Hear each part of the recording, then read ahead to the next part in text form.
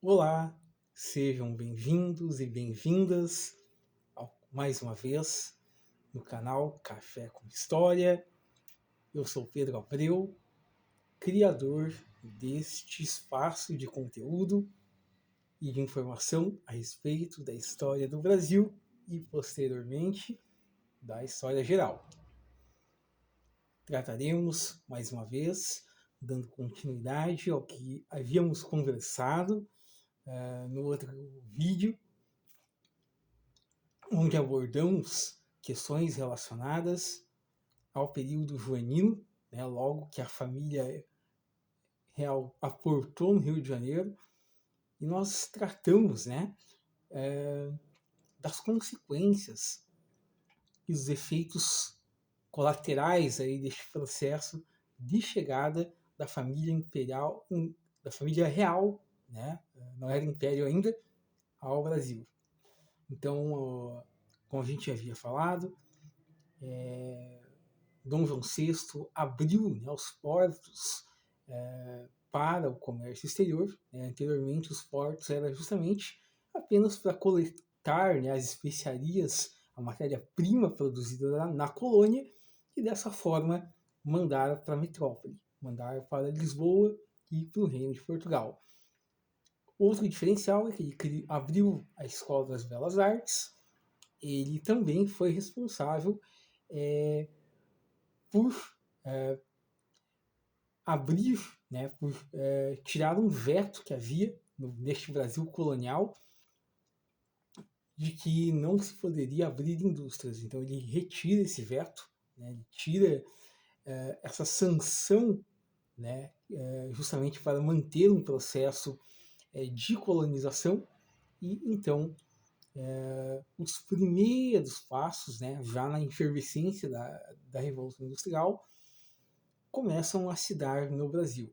Outro ponto que nós havíamos comentado foi também uma maior reestruturação, né, na então capital da capitania do Rio de Janeiro. A cidade do Rio de Janeiro era uma cidade desestruturada, uma cidade sem um paladar no sentido civilizatório para os moldes europeus. Então, não havia, né, nenhum molde que, na visão, né, dessa corte que estava chegando ao Rio de Janeiro, fosse satisfatório, né, para os seus padrões europeus. Né?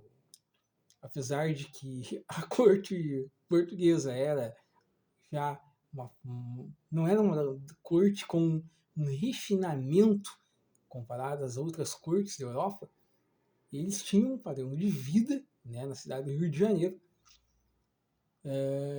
muito modesto, né, muito aquém do que essa corte esbanjava nesse processo quando estavam ainda na metrópole, quando estavam em Portugal, lá no Palácio de Queluz, como já comentamos, onde nasceu Dom Pedro I, né, o nosso primeiro imperador, responsável, entre aspas, a gente vai falar disso, pela independência do Brasil. A gente vai observar no desenrolar desse processo que Dom Pedro I, na verdade, ele não teve o papel de Dom Pedro I nesse processo. Ele foi bem simbólico, né? Ele foi quase um papel ufanista, né? Porque o responsável aí, os dois fatores responsáveis, foi justamente um acordo, né, entre proprietários de terras, né, beneficiários aí das capitanias hereditárias, mantendo um sistema de obra-prima baseado na escravidão, e dessa forma essa mesma monarquia, tanto Dom Pedro I quanto Dom Pedro II, na teoria eram, né, contrários à escravidão. Eles ficaram, né, primeiro e segundo reinado totalmente presos, totalmente reféns, né, dessa dessa estrutura, né? Então foi um toma lá da cá, né? Utilizando-se de uma expressão assim popularesca. Então essa Assembleia Constituinte, né? Esses senadores aí vão, na verdade, ser os responsáveis, porque eles concedem, né? Eles dão este apoio a Dom Pedro I nesse processo de independência, mas esse mesmo apoio vai ser uma arapuca no sentido de que isso iria manchar, né, a própria imagem da monarquia na história, justamente porque ela ficaria refém desses poderosos, desses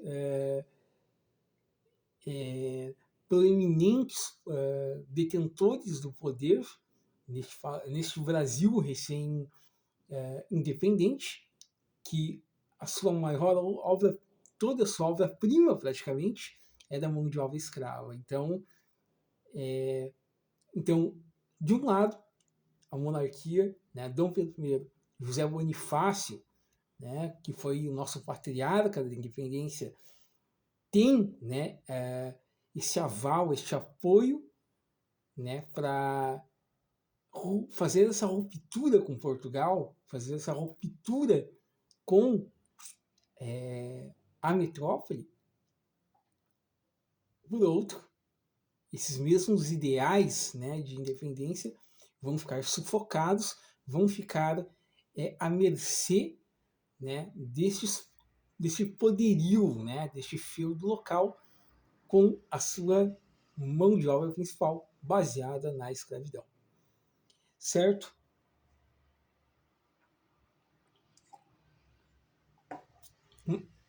Mas retornando então para a questão, termina a Era Joanina, como falamos no outro vídeo, em 1821, com o retorno da corte,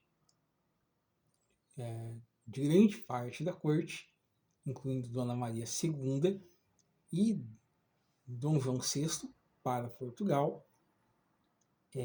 Há ali uma disputa de poderes, acontece a Revolução do Porto, uma revolução de caráter liberal, de caráter anti-absolutismo, e vai fazer uma ruptura neste processo. Então, Dom João VI, nessa instabilidade, ele se vê aí, né? Devemos lembrar, claro, que neste processo a era napoleônica ela já tem seu fim ali em 1815, né?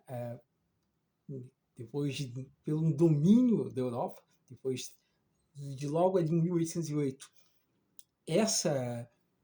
esse domínio, né, francês, os soldados franceses, logo com a saída da família real, já pelo Rio Tejo, eles já invadem, né, Lisboa, já tomam toda a Europa ali, há todo um controle napoleônico, mas Napoleão dominando, né, toda a Europa ali nesse processo, as forças da Inglaterra, que, como a gente conversou no outro vídeo, deram um suporte de saída para a família imperial portuguesa, né, efetuar ali a sua fuga, tendo assim a sua marinha, a marinha inglesa, no caso, escoltando as flagratas, né, da corte portuguesa. Lembrando que a armada, né, a marinha inglesa, era a mais poderosa do mundo, né, nessa data, e Portugal, com a sua armada, era também uma das mais avançadas, né, neste período do século XIX, né, sendo que também, né, os portugueses, no período das grandes navegações, tiveram aí esse protagonismo, né, expansionista também, assim como os britânicos, e a sua armada era muito bem equipada. Então, mas mesmo assim, havendo esse acordo, esse trato entre os britânicos, a família imperial então chega, foge, né, e chega ao Brasil neste processo. Com a queda de Napoleão Bonaparte em 1815, com a Batalha de Waterloo, nós temos aí o fim, né, deste período napoleônico. Lembrando que Napoleão, como a gente havia conversado, ele é um filho da Revolução Francesa, né, ele com o 9º ano de Brumário, então é o fim do governo diretório nessa França pós-revolucionária, e Napoleão ele ascende ao poder como general, como chefe dessa França pós-revolucionária, se autoproclama imperador. Né? Olha que contradição engraçada, porque a Revolução Francesa ela tem um caráter republicano, ela tem um caráter de ruptura de um sistema absolutista, de ruptura, né, e de um espírito antimonárquico muito forte, muito certeiro. E aí, Napoleão Bonaparte, sendo um filho da Revolução Francesa, ele ascende ao poder, ele age de uma forma autocrata, de uma forma absolutista, obviamente, se autoproclama imperador numa França que, em tese, teria já uma ruptura com esse sistema monarca e seria um país antimonárquico e totalmente republicano.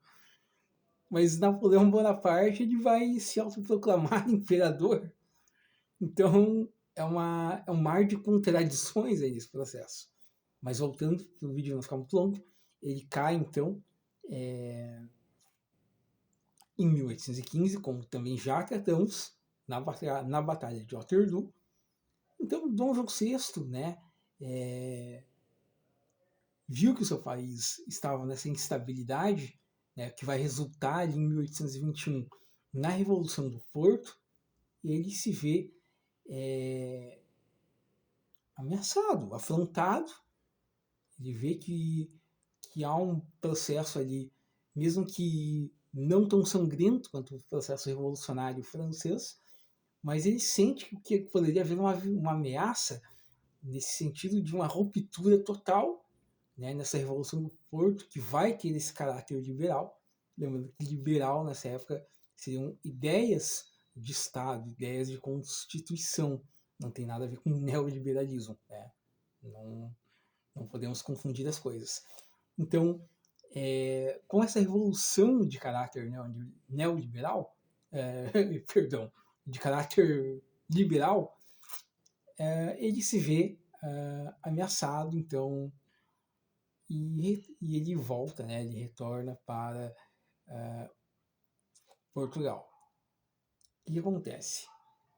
Dom Pedro I, né,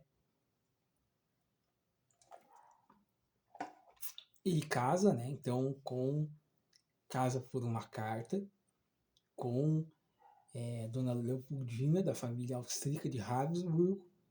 Ele casa sem conhecer a moça, né? Ela é um acordo entre os dois países.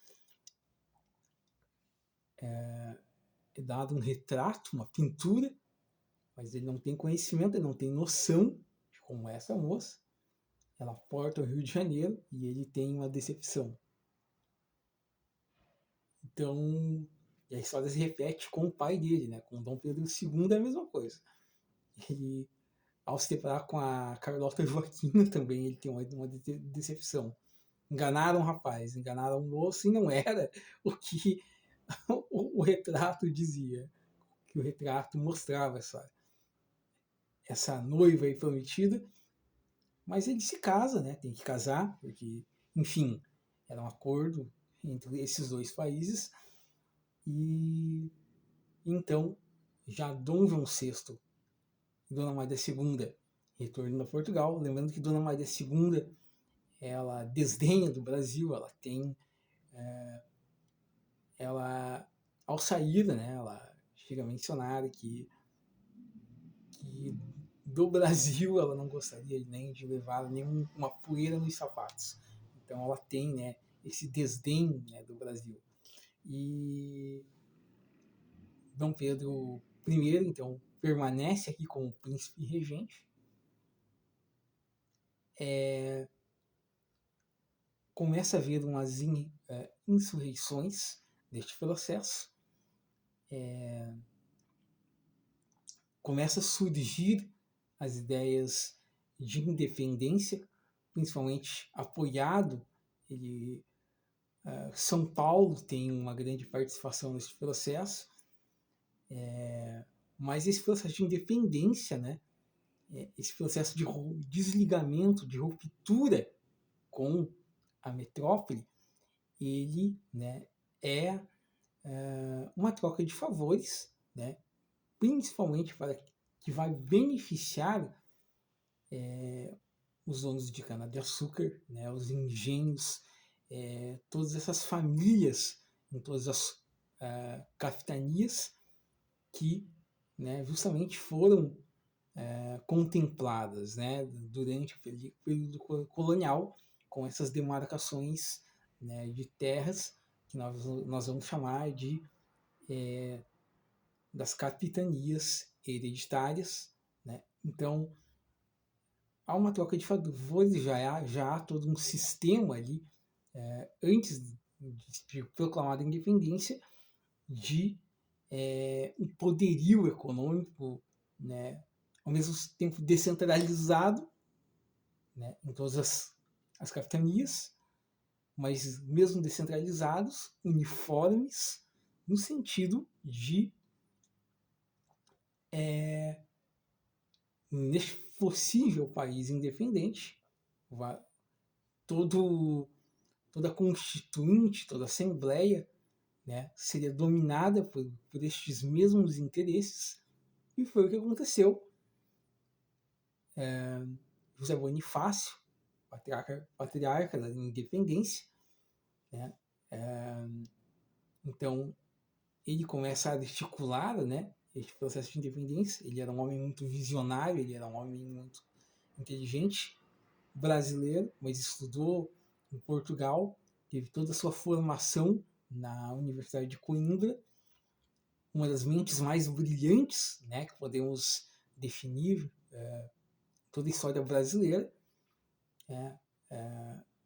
conservador por um lado, mas anti-sistema escravocrata por outro, era maçom, mas contraditoriamente ele no princípio ele não defendeu, né, a república, né, ele sempre se definiu como um monarquista. Ele defendeu a independência brasileira, mas a independência mantendo, né, em toda a América, cercada já por repúblicas nessa América espanhola. O Brasil vai se distinguir nessa América espanhola, dentro dessa singularidade, sendo, né, uma monarquia. Então, em viagem a São Paulo, né, Dom Pedro II, temos aí aquela figura clichê, aquela figura clássica de ele às margens do Rio Ipiranga, 7 de setembro de 1822, levanta sua espada flamejante sobre um rio, sobre uma imponência de um cavalo. Que não é verdade. Primeiro, ele estava numa mula. Segundo, ele passou mal. E terceiro, antes de ele chegar às margens do Rio Ipiranga, a independência já estava feita. Porque, na verdade, quem assinou a Carta de Independência, o processo de independência formal, nessa mesma viagem, era a Dona Leopoldina, que já estava lá no Rio de Janeiro, na sede já da capitania do Reino do Brasil, e ela assina com a tutoria de José Bonifácio. Então esses dois são os dois agentes principais nesse processo de independência. Dom Pedro I, né, ele tem já mais esse caráter, né, o seu papel na independência brasileira já vai ser muito mais simbólico, já muito mais, digamos assim, uma figura, né, caricata de uma valentia militaresca, né, lembrando que ele tinha, né, essa ambição de ser um grande militar, né?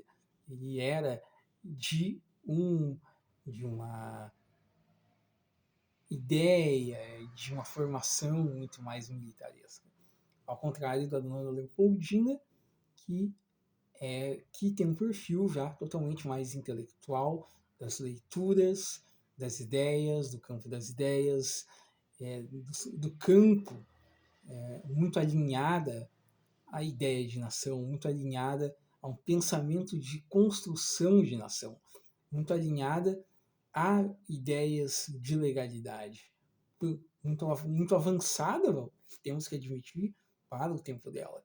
E, principalmente, muito contrária a este terrível e vergonhoso sistema escravocrata que logo se dá, né, neste processo de independência. Mas nós vamos ficando por aqui.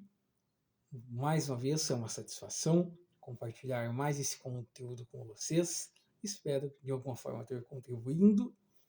Daremos continuidade em mais próximos vídeos sobre já neste Brasil independente, neste processo. Falaremos sobre o reinado de Dom Pedro I. Falaremos também do primeiro golpe militar e constitucional, digamos assim, no Brasil de 1823, que é dado, né, que é conduzido por Dom Pedro II. Ele vai dar um golpe, vai ser o primeiro golpe de Estado no Brasil, que vai ocorrer em 1823, anulando, né, postergando a Constituinte que se dá neste mesmo ano. Mas, mais uma vez, pedimos engajamento, peço que compartilhem com os amigos, com colegas. Vamos formar uma corrente para que o conhecimento ele vá fazer parte das nossas vidas, mais e mais. Não esqueça de curtir, compartilhar o sininho e se inscrever no nosso canal Café com História. Desde já, vamos indo lá e muito obrigado pela atenção de todos. Tchau, tchau.